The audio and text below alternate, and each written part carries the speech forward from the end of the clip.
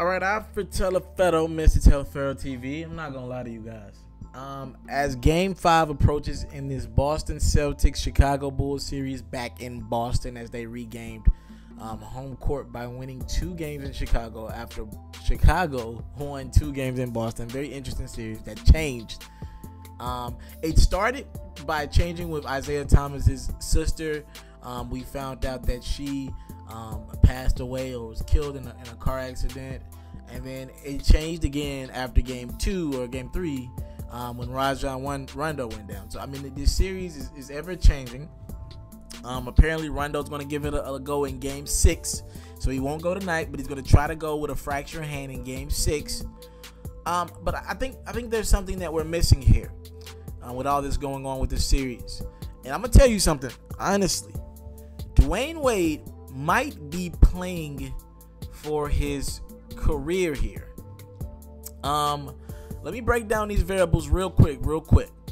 Dwyane Wade has a player option after this year, right? So he could easily opt in. I believe that's a player option after this year. So he could easily opt in and take his second year of his deal with the Chicago Bulls.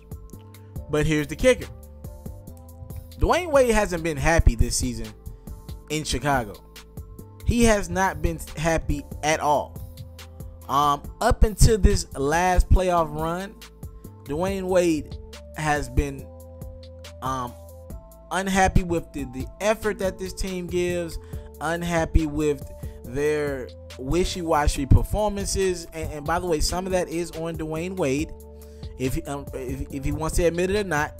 And the reality of the situation is, Dwyane Wade wants to be paid like a guy who's in the prime of his career because of the hard work and dedication he gives the game of basketball. But that's not going to be the reality of the situation this offseason. The fact is, if Dwyane Wade hadn't signed with the Chicago Bulls, the only other teams that were interested in him remotely were the Denver Nuggets, who could pay him the type of money, close to the money that he wanted, and New York, who couldn't pay him the money that he wanted. So this notion that Dwyane Wade had a lot of offers last offseason, that's not true.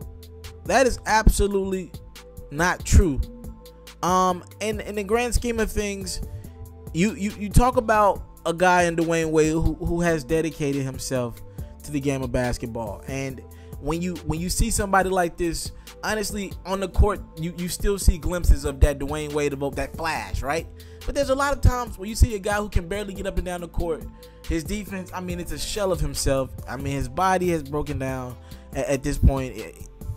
Listen, in roles where he can be a guy, I think he's a better 6-man at this point in his career, and maybe you play him down the stretches of close basketball games if he has the legs. But this notion that he should be making $25-27 million a year, it's just not, it shouldn't be even a thing. He's going to try to get that type bread again if he opts out. But what he needs is the Chicago Bulls to make it to the second round and to see some promise in this team, right? You talk about Rajon Rondo and Dwyane Wade. These are guys who are older veterans in the NBA who only want to play in playoff scenarios. So that's why Rondo was so big of a hit, because they stunk it up in the regular season, barely got into playoffs at an 8 seed, and they finally got their ish together in the playoffs, because these are older veteran guys who have to, they got to wake up on the right side of the bed to play basketball now at this point in the career. Regular season games don't matter enough. But once you get into the playoffs, that's why they're able to compete with a team at full strength, to compete with a team like the Boston Celtics, who are the number 1 seed, because these are older veteran guys who want to play meaningful basketball. They can't get up for regular season games. The problem is, these older veteran guys want to play in the playoffs, but they don't want to play in the regular season. So what do you want people to do? To only pay you in the playoffs? Like, sheesh, that is part of the grind.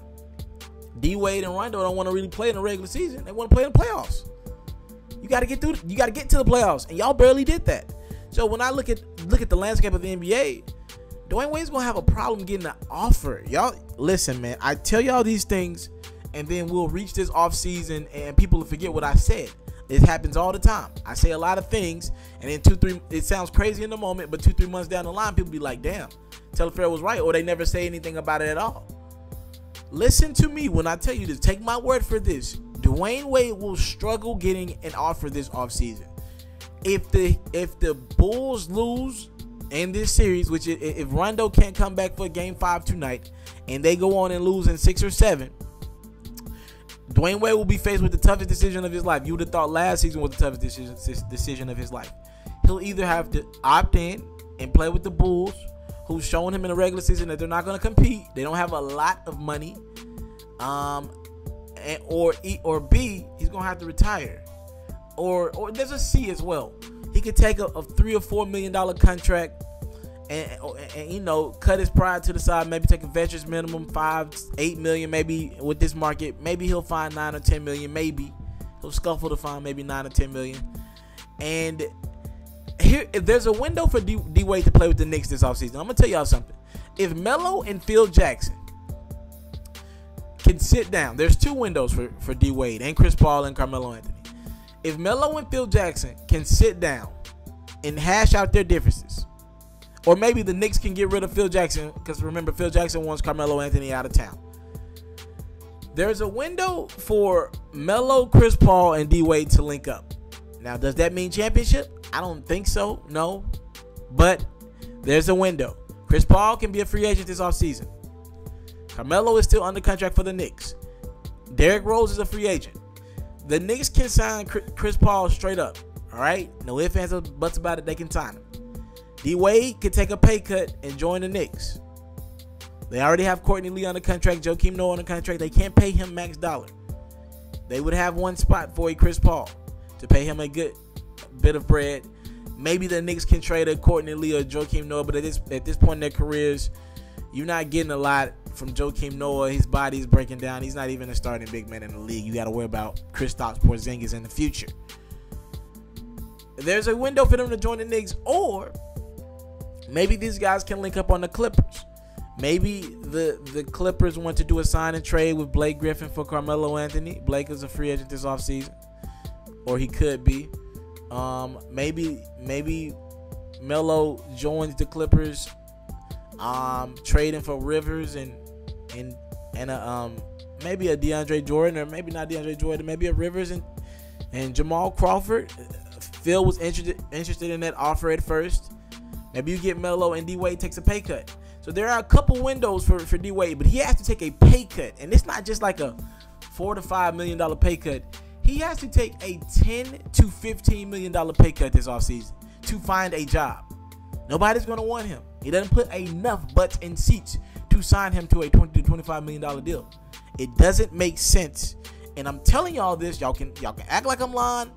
If Dwyane Wade opts out of this deal with the Bulls, he will struggle to find a job this off season. More content like this, check me out at MrT.com. Follow me at Mr. Teleferro, Facebook, Twitter, Instagram, and you're going to have these conversations on my socials.